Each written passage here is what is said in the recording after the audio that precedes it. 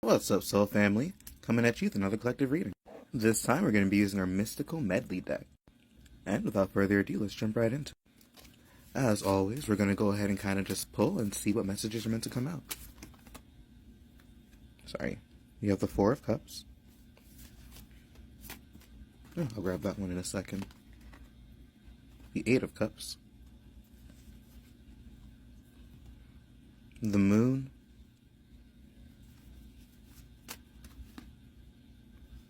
The Two of Swords. I'll adjust this in just a moment. Alright, one more and then we'll use the bottom of the deck. The Seven of Wands. And the Seven of Cups. I'm going to kind of organize this and we'll jump right in. So with the Four of Cups and the Eight of Cups, it looks like you're literally walking out of some kind of negative energy.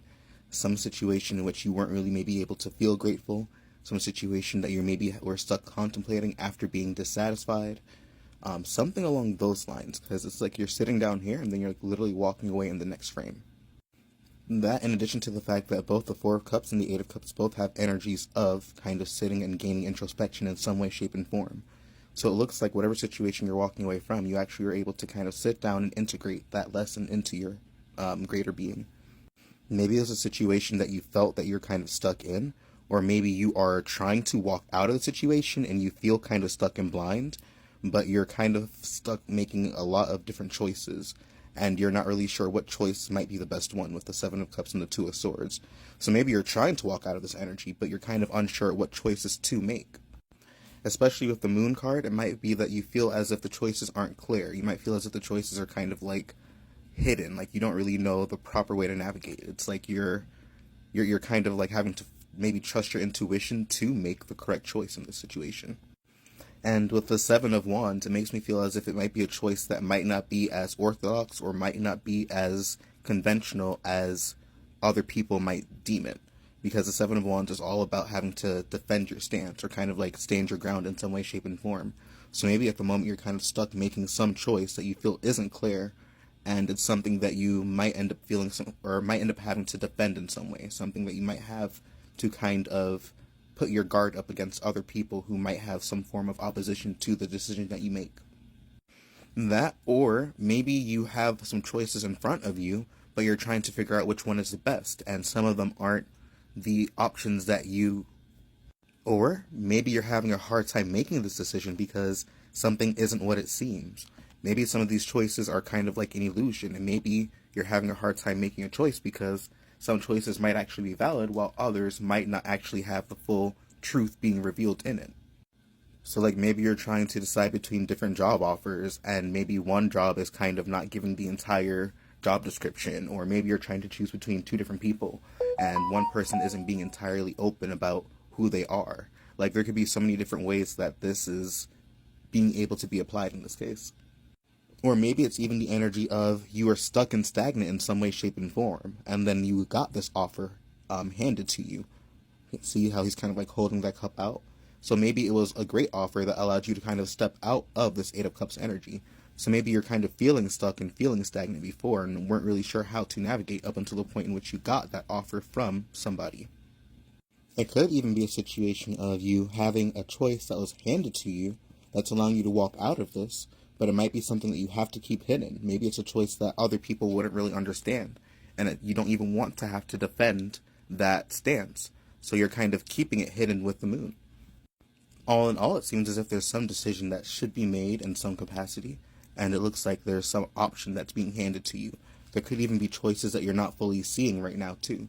So maybe it's just a matter of shifting your perspective, and from there being able to make the choice that's going to get you out of what feels like a situation that you aren't able to see your way through. Alright, so I'm going to pull a couple more cards for clarity, just so we can kind of see like what's going on here.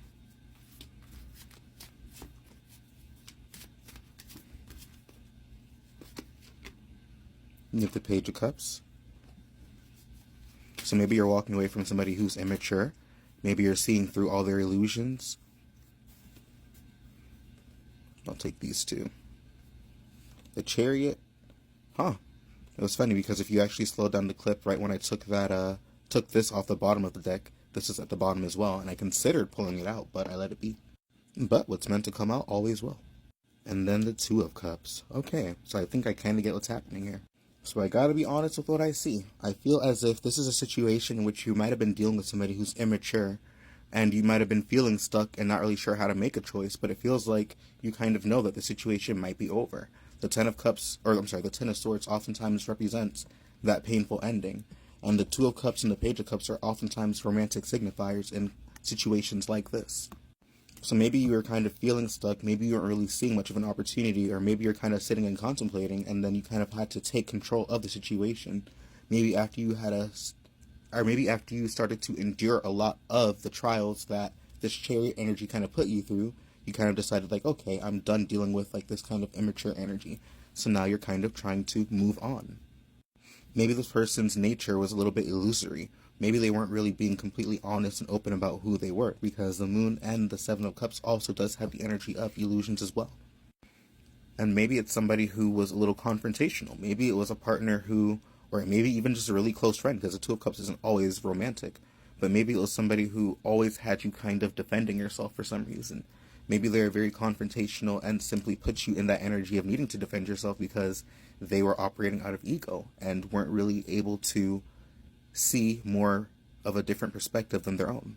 But all in all, there's definitely an ending of some sort that took you some time that you weren't really able to kind of navigate through, and now you're kind of like getting to that point that you're kind of moving out of it. Like you're done at this point.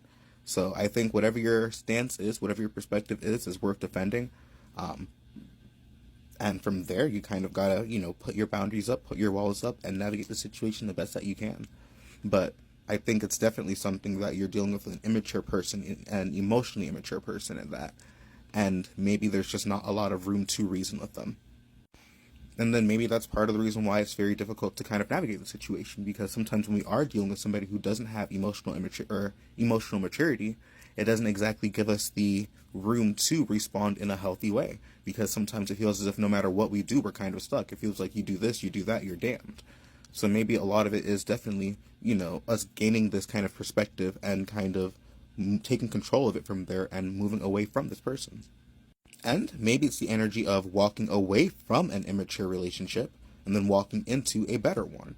Maybe you're walking out of this negative kind of emotionally immature energy and ending one, and then you're able to kind of connect with another person. Because many times as we let go of things that do not serve us, it leaves us, or it gives us the ability to then attract in what is aligned to us, or with us, I'm sorry. But all in all, this is kind of what I'm seeing here. So before this gets a little bit too long and we have to go to part 2, I'm going to stop the reading from there. Let me know if this resonated in the comments. And if you are interested in having your own reading, please feel free to DM me or do so at the link in the bio. Also, don't forget to check out my Etsy shop where I have a lot of really cute things. I have phone cases, mugs, desk mats, and lots of really cute things for yourself or even gifts for other people. Peace and blessings, and I hope you guys have a great day.